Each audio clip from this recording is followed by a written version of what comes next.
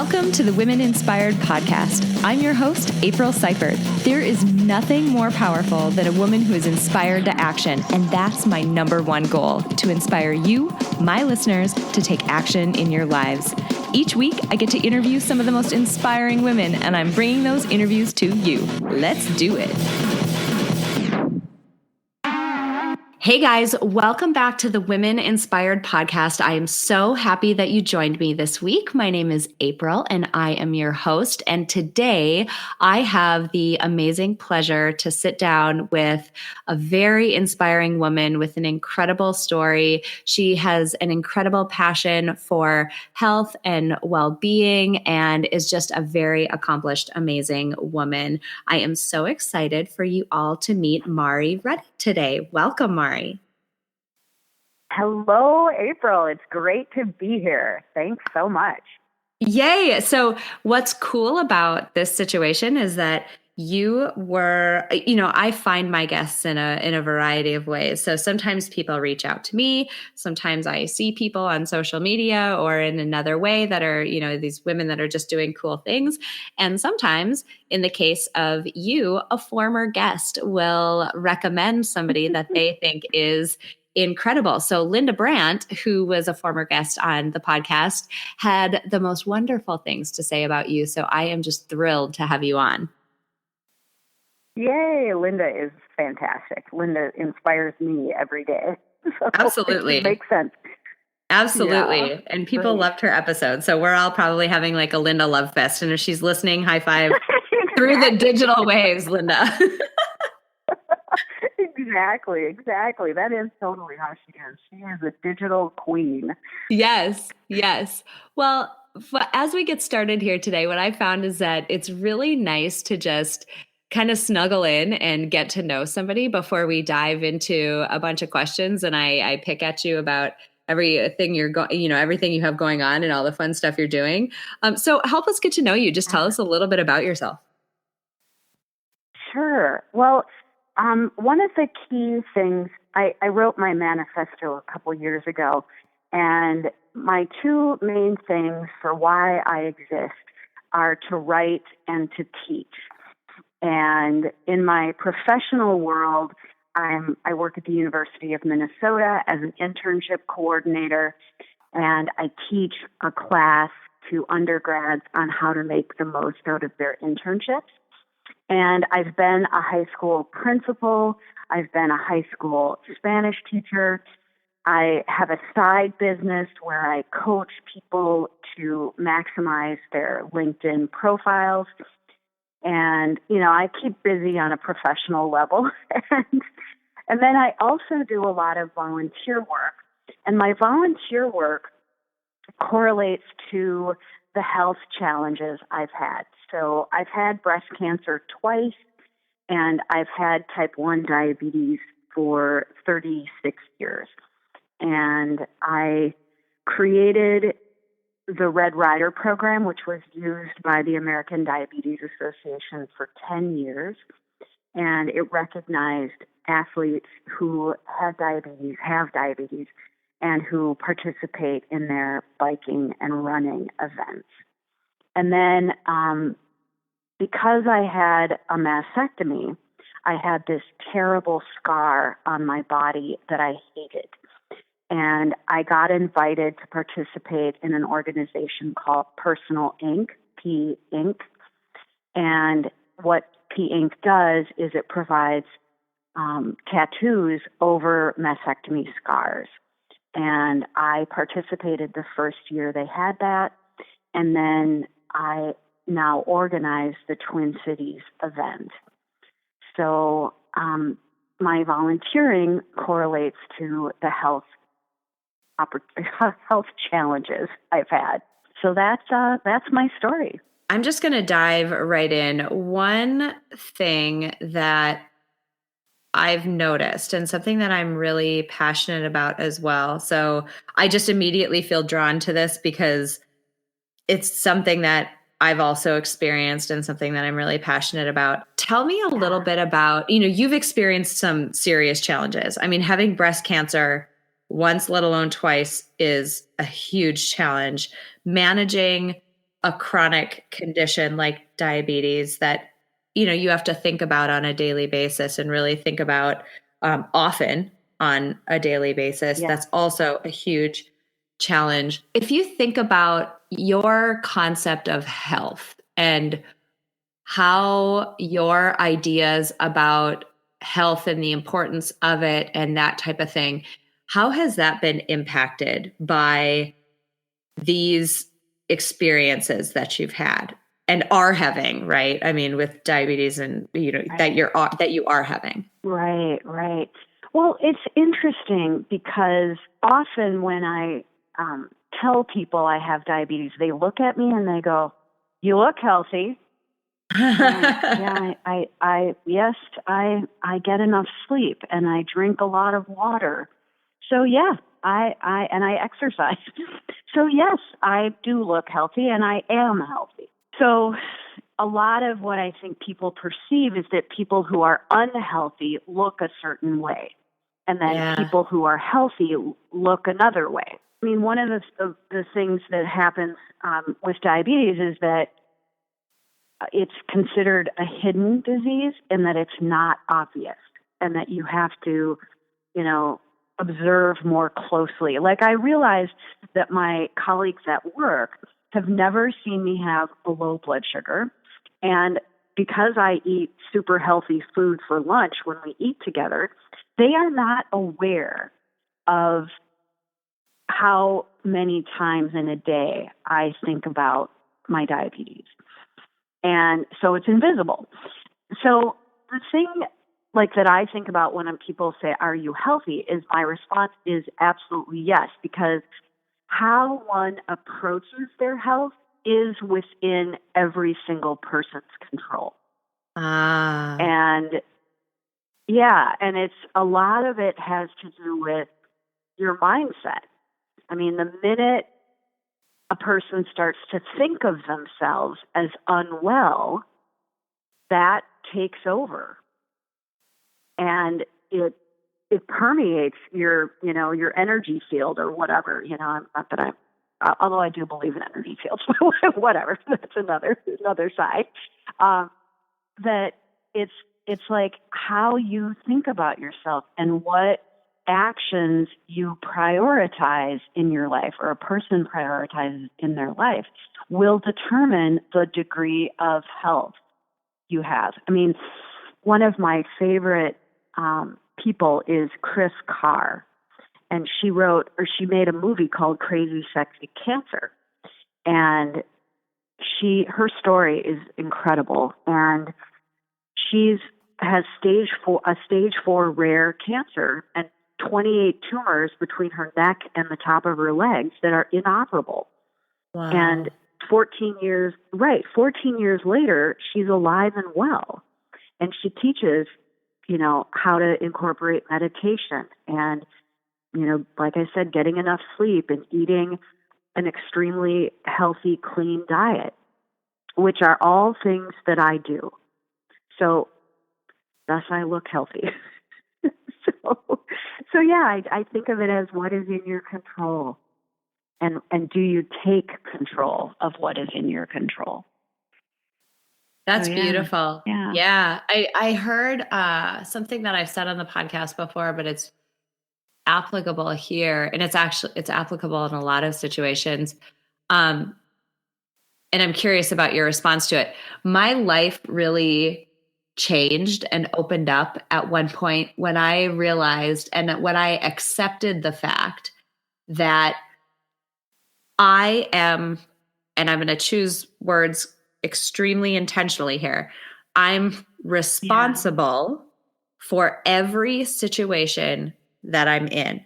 I'm responsible Hmm. 100% for every single situation that I'm in. This does not mean I'm at fault. This doesn't mean I'm to Hmm. blame. This doesn't mean I caused that situation, but it does mean that at least to some degree, even if it's small, there's still an element of control that I have. And it's my responsibility to think about how I'm going to react to that situation and how whether I'm okay with that situation. And if I'm not, what are the things that I'm going to do to take advantage of whatever degree of control I have in order to change my situation? So I view that responsibility, and in health, it plays a major role. I view that responsibility as something that we all shoulder in way more situations than we really think. That is well said. I 100% agree with you. Yeah, I mean, one of the things that I talk about in terms of my diabetes is that I am the CEO of Mari Ruddy. Ah. And yeah, and everyone who I hire to assist me works for me, which puts a huge amount of responsibility on me to make sure that the physicians, mental health providers, the friends that I have in my life who understand the health challenges I have, but in particular, the people that I hire, that even though my health insurance is paying them, it's still my health insurance and I'm paying for a part of it. And I'm Yep. working at a job that provides it.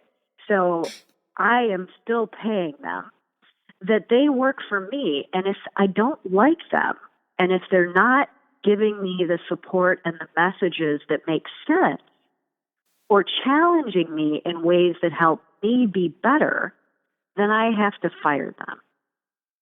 And I have fired a few endocrinologists over the years, and I have sought out gifted endocrinologists. When I lived in Denver, Colorado, I flew to Chicago to see an endocrinologist who was phenomenal. And he changed my relationship with doing endurance athletics because he approached it from a very innovative, different manner. And it was worth it for me to make the investment to fly to Chicago to go see him. Yeah.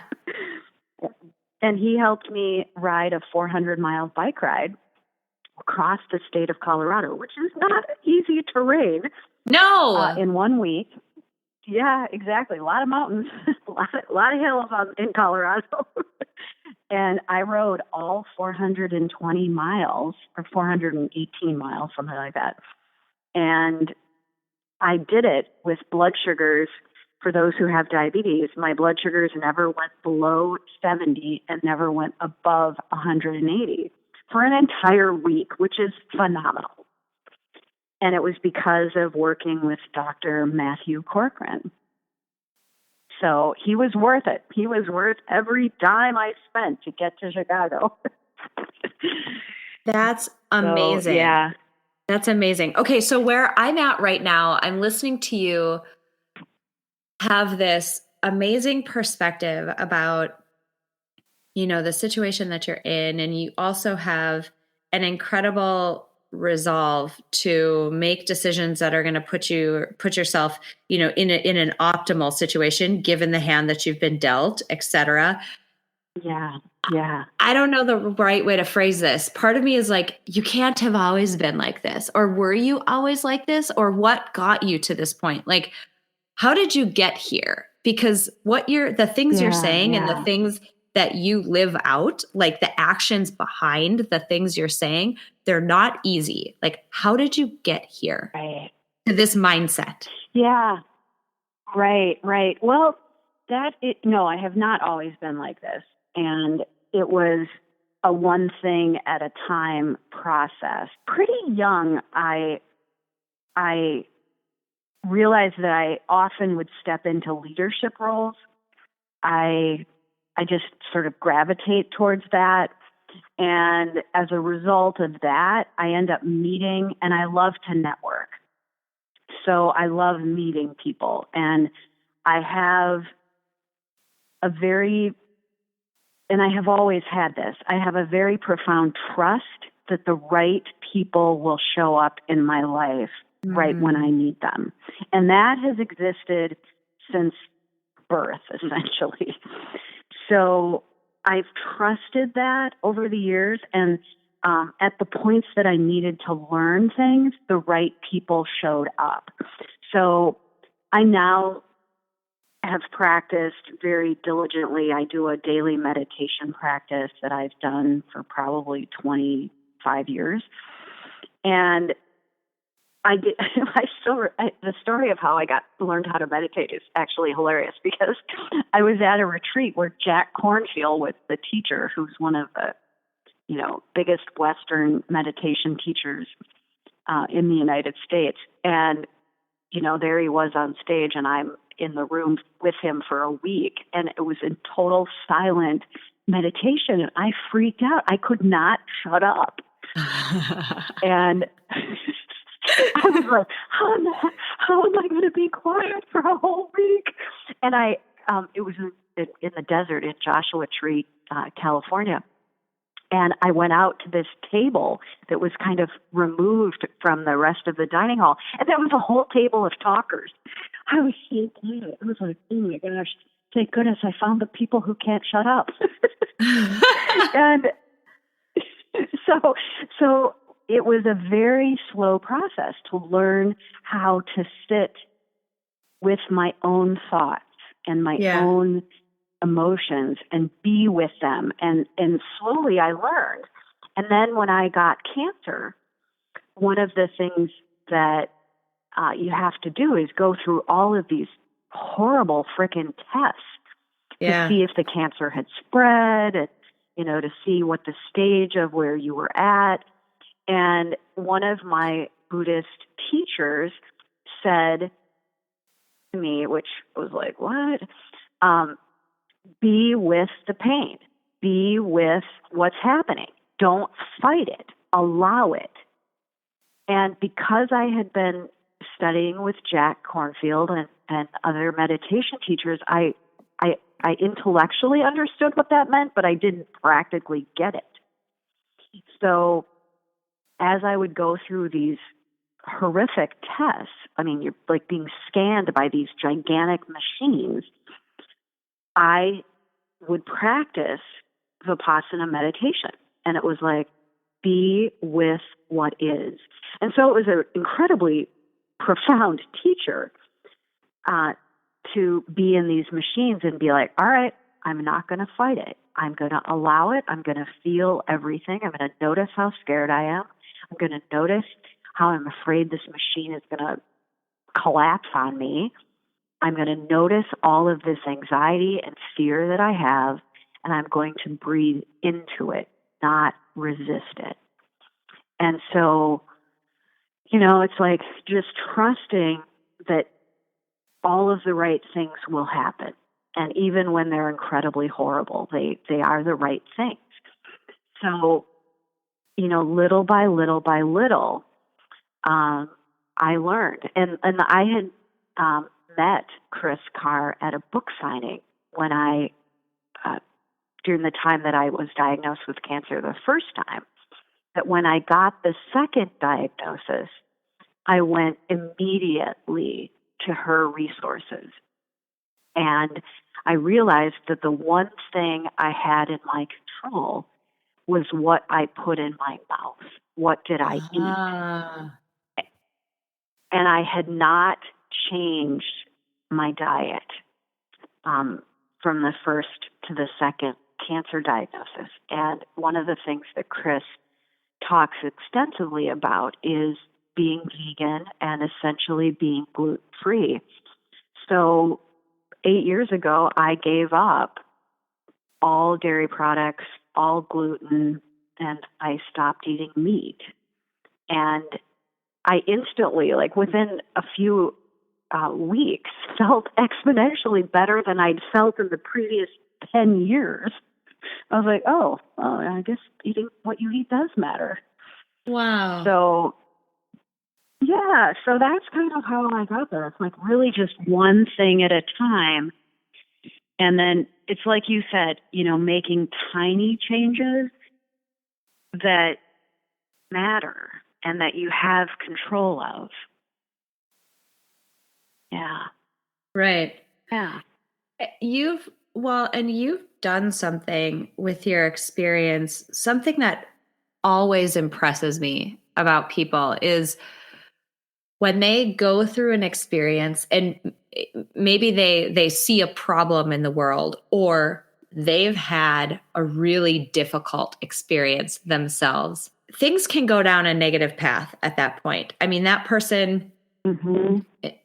best case scenario on the negative paths, that person maybe just shuts down and just sort of grumbles about the situation or the problem or the issues that they've gone through, and remains static. Worse than that is when there's sort of some projection onto other people, like, man, I've gone through this Right. difficult Yeah. situation, and damn it, you're going to go through this hard situation too. Almost like, this initiation into this new world of garbage. Like, everybody else has to feel it too because I did. You went a Right. different direction, and you went this direction that I've actually talked with Linda Brandt about this quite a bit about, and I don't know how to describe it. And the best way I've come to describe it Yeah. is you've taken on the role of almost a coach. Like, you're paving the Right. way Sure. for people who are coming after you, and you are trying to smooth it out as much as you can. Like, how much friction can I remove for the people who are coming after me? So I think about, you mentioned the Red Rider program, and setting up this program for people with diabetes, and then running these events in Minneapolis for Personal Inc. for people who have mastectomy scars. Like, you can't change the fact that people have been diagnosed with those conditions, but you're Right. smoothing them out as much as you can for the people who come after you. Like, where does that, I don't know what the right word is. Where does that motivation, responsibility, that inclination to do that, where does that come from? Yeah, that's a great question. Um, and there's a few there's a few sort of somewhat uh, typical answers. One is that I'm the oldest child, so you know, smoothing the way is what oldest children do. Yeah. Um, so that's one motivation. The other motivation. So I'm also, and this is a very um, not common thing that most people have never heard of. I'm a trained holotropic breathwork facilitator, and holotropic means moving towards wholeness, and it's a introspective transpersonal psychology um, system of going into your the parts of your being and your brain that are not rational thought. Yeah. Um, it's the other parts of your brain. And the man who came up with it, his name is Stanislav Grof, and I trained under him. And in order to become a facilitator, you have to go through a lot of sessions.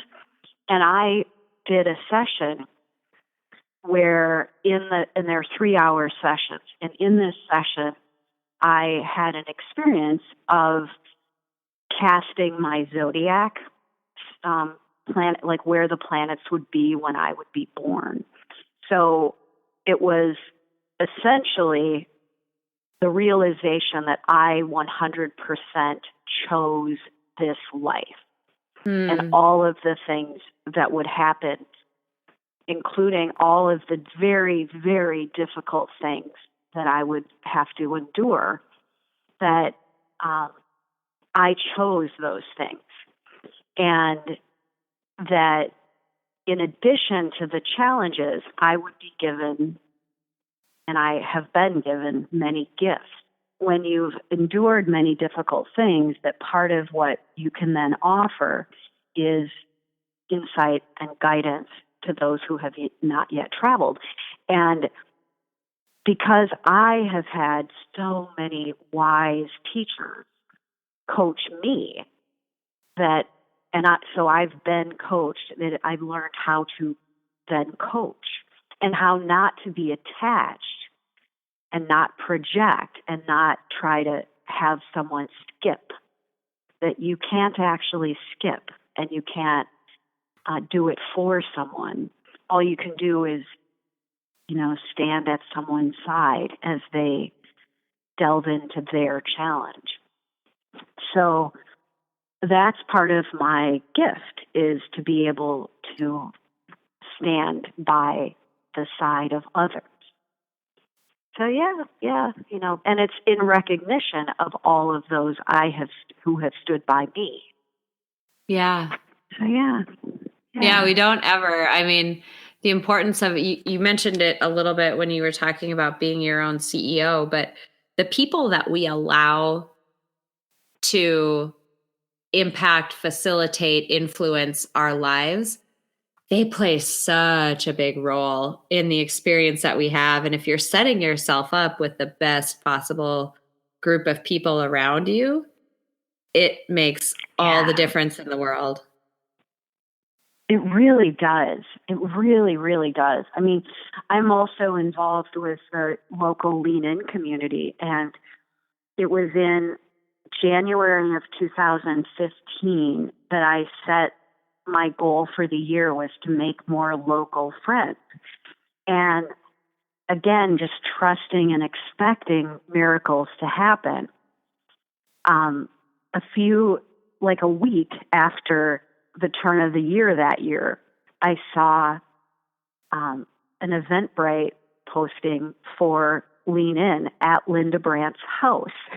And so I just showed up. Nice. And she lives 3 blocks from me. 3 blocks. Like I walked to the meeting. And yeah, it was perfect. And that was how I met her. And she's become one of my dearest friends. And it's like, oh, because you set the intention, I want to make more friends in the Twin Cities who aren't near me. And she was literally 3 blocks from me. Wow. Yeah, it's just perfect.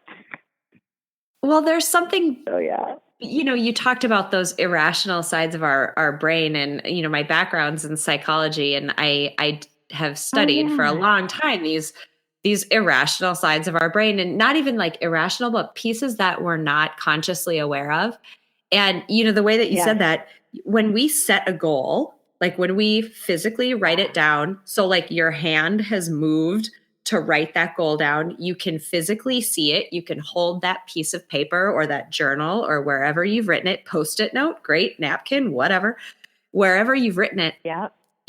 Your brain is good at looking for things. Like it's good at finding a target. And so I've used this example before, but like when you go to the zoo, you're sitting in front of like this big habitat. There's like vines and trees and leaves and stuff all over the place. And there's like an animal in there.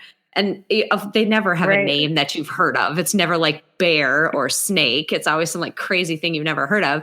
And you have no idea what you're looking for. But they always put a picture of what it is on the little placard. That's because we're not good at finding things that we don't know what we're looking for. We're really good at finding things that, like, looking for something that has been made concrete for us. So when we write a goal down, when it's concrete, when you can hold it and touch it and you see it day to day, your brain, and this is like the reptile side, like this is the side you have no control over. That thing kicks into gear and it's like, I'm going to find it. And that's where those beautiful miracles start to come from. You absolutely can expect that they're going to happen, because this is like what your brain is wired to do. You just have to give it a target. Just like write some stuff down that you want to do. Like just give it a general direction and it'll go. Right. Yes, exactly. So well I would be crazy if I let you get out of this interview without having you talk a little bit about this recent giant project that you've been working on. And I say recent because you've like really pushed into it recently. You have written a book. Tell me a little bit about I right? Oh my God. It's such a goal for so many people. And it's like, it's so exciting to talk to people when they're like, I wrote a draft. It's such a big achievement. Tell us about your Yeah. book. What are you writing about? Sure. Oh man, this book. So it's my second book. My first book actually did quite well. I have a co-author. It's about how to ask questions. And then this second book is a completely different topic. I don't have a co-author. It's just me. And the title is going to change because it doesn't have the word endurance. The book is essentially how to become an endurance athlete in the face of health, weight, or age challenges. Wow. So, yeah, I mean, I am an endurance athlete. I have ridden that bicycle ride was the beginning, 418 miles across Colorado. And then I went on to do a half Ironman. I've done a marathon. I've done many half marathons, and I've ridden countless 100-mile bike rides. And I love to swim and cross country ski. So, endurance athletics are athletics that last longer than an hour and a half. And you really have to tap into the part of the brain and the body that can go for an extended period of time, which I liken to surviving with a chronic health condition that Yeah. you have. Yeah, you get it. You totally get it, April. Yeah, I totally do. You know? I'm like, do it, Yeah. preach, talk about it. I love it. Yes, 100%. Right. And so I did run a company for 6 years that trained people with diabetes to be endurance athletes. And as a result, I employed Olympic level coaches and registered dietitians and certified diabetes educators, sports nutrition people. And over the course of the 6 years, we trained more than 350 athletes who all had diabetes and who were not teenagers. They were older people.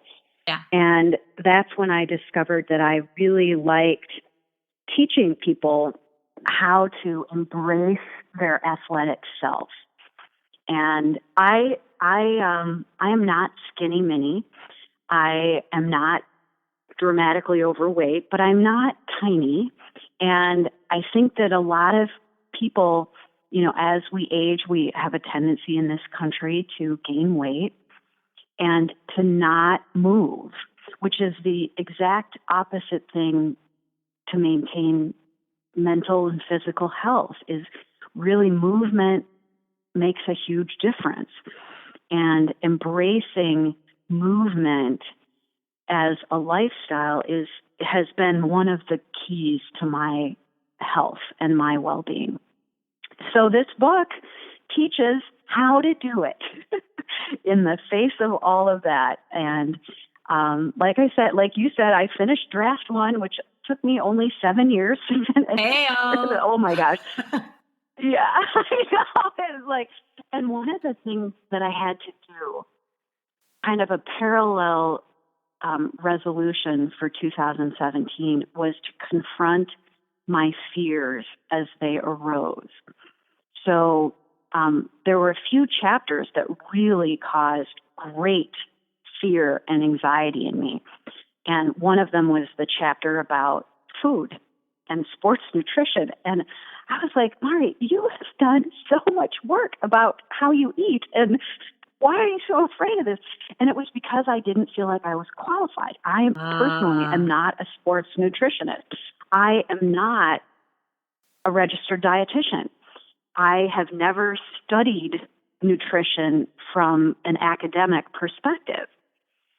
So I had to really, really confront my fears as I was writing this chapter. And it is a chapter that I need to have reviewed by one of my registered dietitian pals. before I even give it to the regular editor, because I'm like, I have to have an expert review this chapter to make sure I'm not saying anything quote unquote wrong.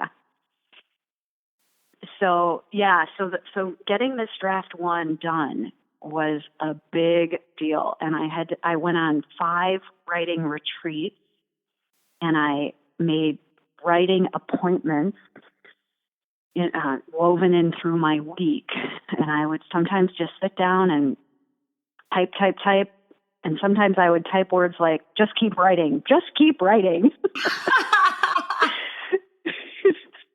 and then I would breathe into it, and a new insight would come. So yes, the editing process is a big part of what will come next. So yeah, What? so that's how it's done. I love it. Yep. I love that you're so open about like, yeah, it took me 7 years to get this draft, whatever. I mean, and that too, you made it a point. I mean, we were talking before I hit the record button and you said, yeah, I just decided in 2017 I was going to get a draft done. And you did. I mean, it's amazing what we can do. Yep.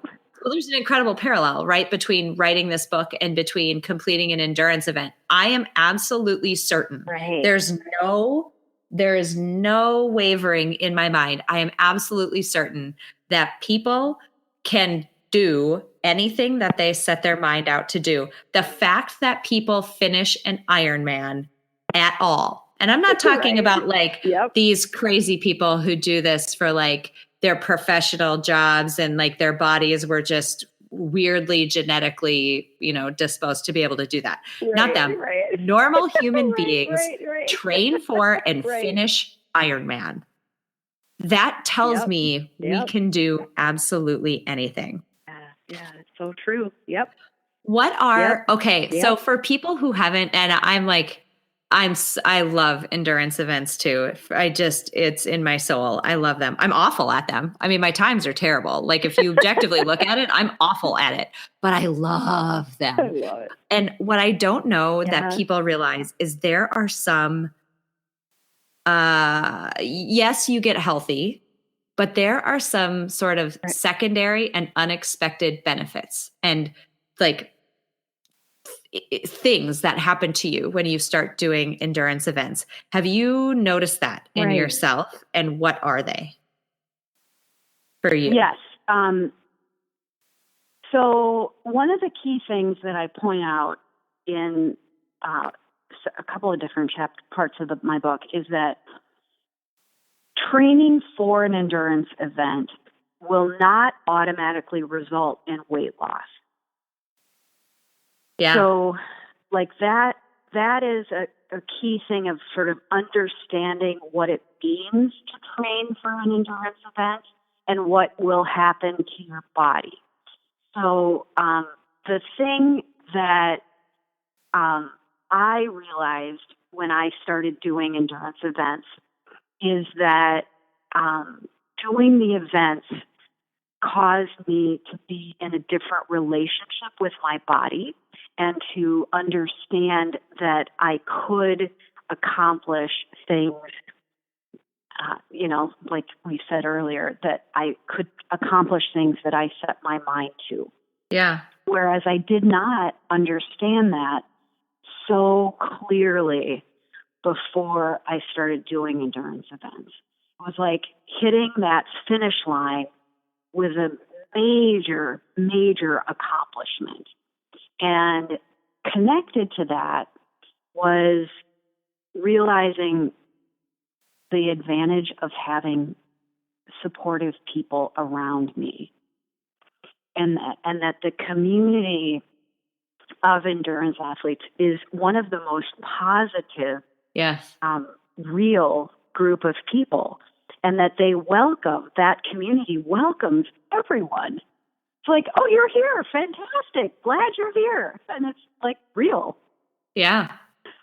So that, I still am dear, dear friends with a very wide network of triathletes in Colorado. And I live here in Minnesota now, and I've lived here for 5 years. And I don't get back to Colorado often, and I'm still very connected to many of those athletes. that I Yeah. met in a women's triathlon club, in Yeah. 2005. It's like, oh, I'm still really close to them. So that community belongingness, and everyone seeks to belong. So I really found my people in the triathlete community. I can Yeah. totally see that. Yeah. A weird Yeah. secondary benefit that I noticed too is that, when you're training, um, it doesn't, it's weird to say, but it doesn't get easier because like you're always No, it does. pushing the Yeah. limit, right? Like, so you start Right. off Right. training for a marathon and you might run 3 to 5 miles and that might be challenging. Yes, eventually that 3 to 5 miles maybe feels easier, but that means you're on to the next. Like you're running 7 and then you're running 10 and then you're running 12 and then you're half marathon and then you're running more. So like it's always hard. And what happened to my brain is I learned coping mechanisms and motivational Yes. mechanisms Yes. Yes. that Yes. bled over into everything. So now anytime life gets hard, like for me, I'll be running along, and if you've ever run the Twin Cities Marathon, you know what a bugger Summit Avenue is. It's like a steady incline for a Yes. really Yes. long time. Like, God, it's just a bugger. Yep. And it's right at like it's toward the end and you're hitting the wall anyway and it's just a bugger. And I kept telling myself, you only have to run to that tree and you never have to run past that tree again. If you don't ever want to, you never have to do it again. Just get to that house and you don't ever have to run by that house again. Just get to that intersection. You never have to run past that again. Just get there. And like tiny little goals, Yep. 100% how I Yes. cope Yes. with everything now. 100% of everything. I cope Yep. with that. Yep. Yep. That's a great, I love it. Yes. Yes. Yes. Yes. Well, and like what you're describing is that when you start to hit that exertion wall Yep. and your brain actually stops working in a rational way, Yes. and to learn what the power of a mantra is and Yes. simple short words, and to have those to land on and anchor on. What I've discovered is that happens, that it doesn't quite happen in the same physical way, but I will hit those kind of walls in my work at the university. And it's like I use all those same strategies. Yeah. Like, okay, how do I, remember a short mantra? How do I take a pause? How do I look at where I want to go? How do I not get caught in all this, muck? Yeah. So yeah. It's really good stuff. And you just you fall in love with your body in a way that Yes. I don't think I could have before, because to me, it's like, oh my God, like talking to my body now. Oh my God, look at what you can do. Yep. Look what you did. Yes. That's so cool. And that bled over. I'm going to say the craziest thing right now. And I'm about to do it again so I'm one of those crazy people who, when I had my first baby, I loved labor. I loved it. It felt like it felt like the coolest endurance event I've ever done, with the best finish line you've ever experienced. And like, if there's anything, I'm dead serious. Like that day, 5 minutes after I gave birth, I was like, that was awesome. And it's because it sounds so crazy. And I'm sure like people listening to this are probably like, that woman's nuts. But it's because of these endurance events before I fell in love with what I could do. And I went into that like a stinking beast. And I'm ready to do it again. July, I'll be back in that same situation again. And I'm like, wow, I'm chomping at the bit, excited to get to do it again, in the same way that you go into race day, like chomping at the bit to go put yourself through that. I don't even know. Like your brain breaks in these weird ways, but you can just handle so much more. It's so cool. That is a great story. I love it. I approached my mastectomy as I approached an A race event. So yes, I get it. I was like, all right, I'm going to approach this surgery like I approach a big race. Yeah. Yep. Yeah. I mean, I'm training for it. I am training for it. Like yes, totally. Yes. I'm lifting the mindset, the cardio, the all of it. I'm like, I'm about to do like, shoot, how long did it take me to run a marathon? Handful of hours. I'm going to be in labor for like 3 times that. I better be ready for this. So like legit mindset training, cardio, weights, all of it. Like I'm in it. Now it's weird training because you train in a different way, but like, yeah, it's funny. Sure, It is so bizarre what that experience does for you. So those of you out there who are on the fence about doing an endurance event, like let us convince you your life will change and you absolutely can do it. Like, dude, if I can run a marathon and I am bad at it, I am bad at it. If I can do it, anybody can. Yep. Exactly. Really anyone can. Yes. And part of it is also finding the right endurance event. Yep. You know, not all events are created equal. So a part of the process is what sport makes the most sense. Yeah. For the particular person. Yeah.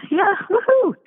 I love it. Super fun. If you had to leave my audience with one bit of advice, maybe it's about endurance events. Maybe they've got a book they want to write. Maybe they've got a health challenge ahead of them. I don't know. You just have so much wisdom in the experiences that you've had and the way that you've chosen to move through them and move past them.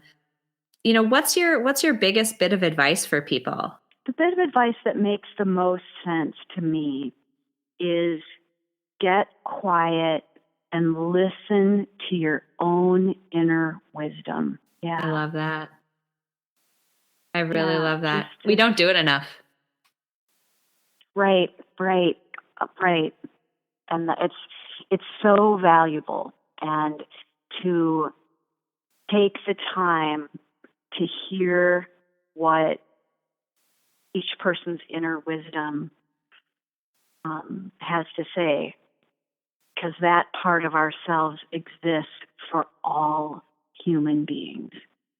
Yes. Mari, you are like 10 times more inspired. Like Linda sold you short, man, when she and she had some amazing things to say about you, but she didn't even scratch the surface. This has been wonderful. I so appreciate you coming on and being open and sharing, you know, all of your wisdom with us and your journey and, you know, everything that you're working on right now is just incredible.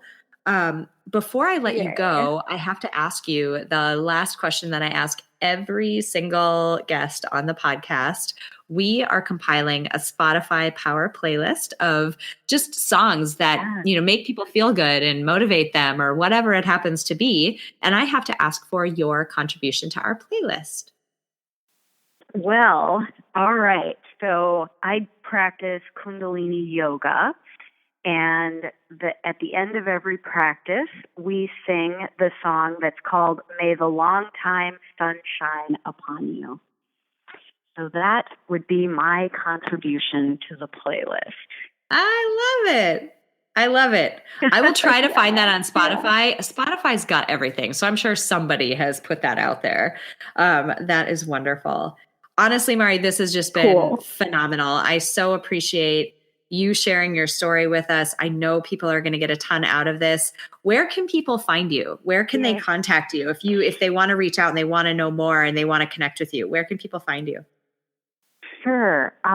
My website is mariruddy.com, and that's the best place to initially connect with me. So my LinkedIn work is on there, and my blog is there, and soon my book will be there. Yes. I love it. Awesome. Well, I will be sure to link that on your show notes page to make it easy for people to pop in and find you. Thank you so much. Honestly, this has been just wonderful. Yay. Well, thank you for having me. You do such great work. So thanks, April, for this great podcast and being awesome.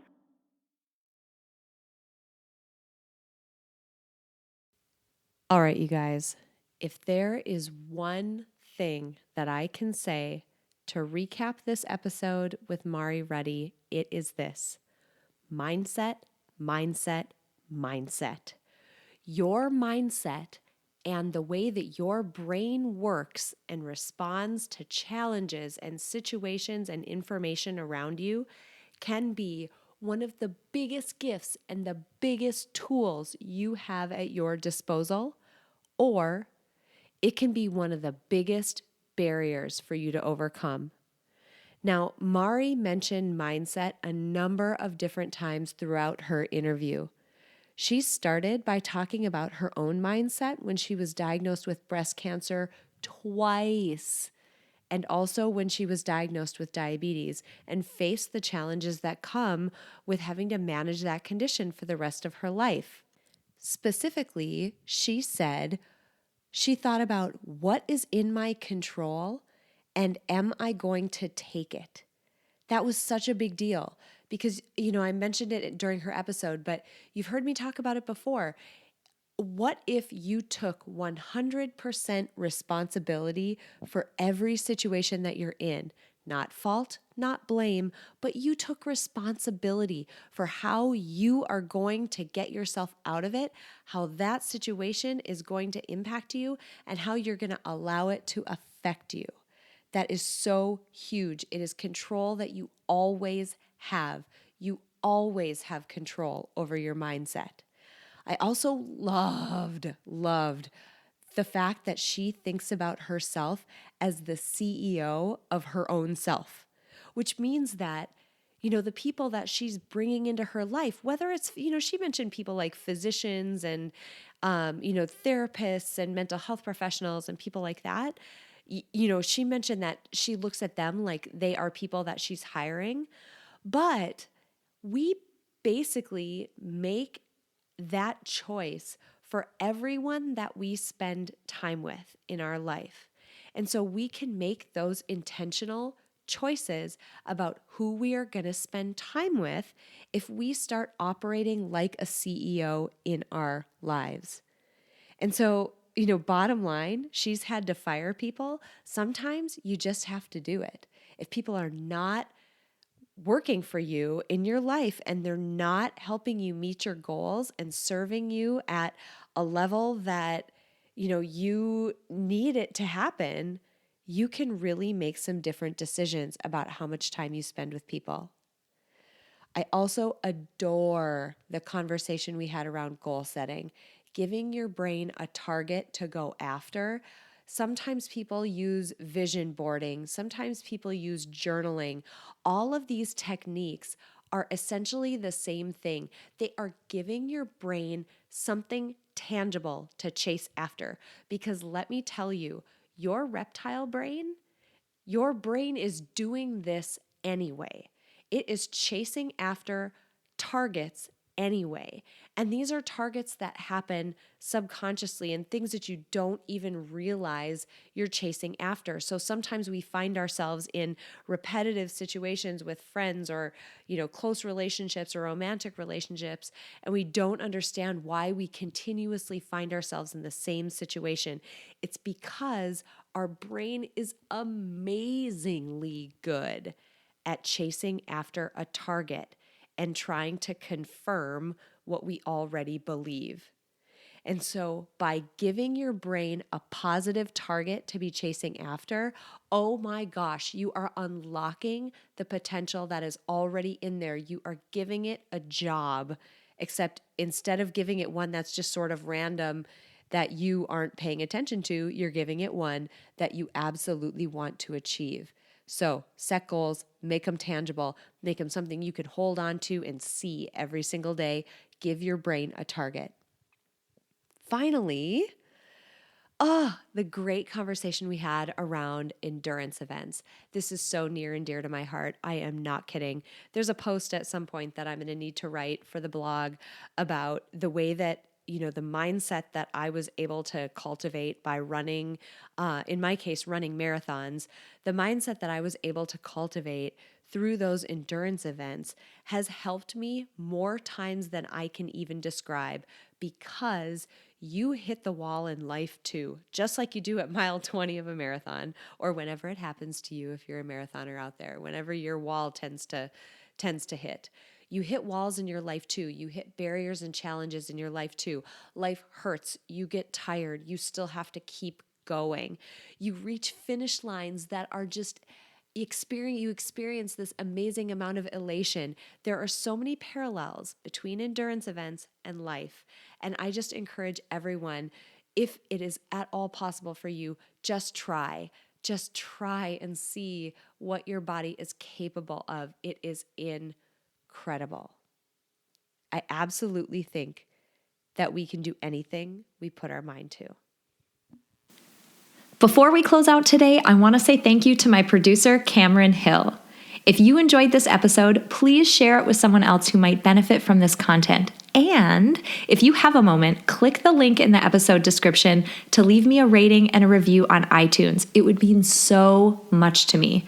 Finally, if you're ready to start making changes in your life to align your day with your goals and your values and what fills you up, I have a free tool to help you get started. Sign up at aprilseifert.com to get immediate access to my free Life by Design life blueprinting tool.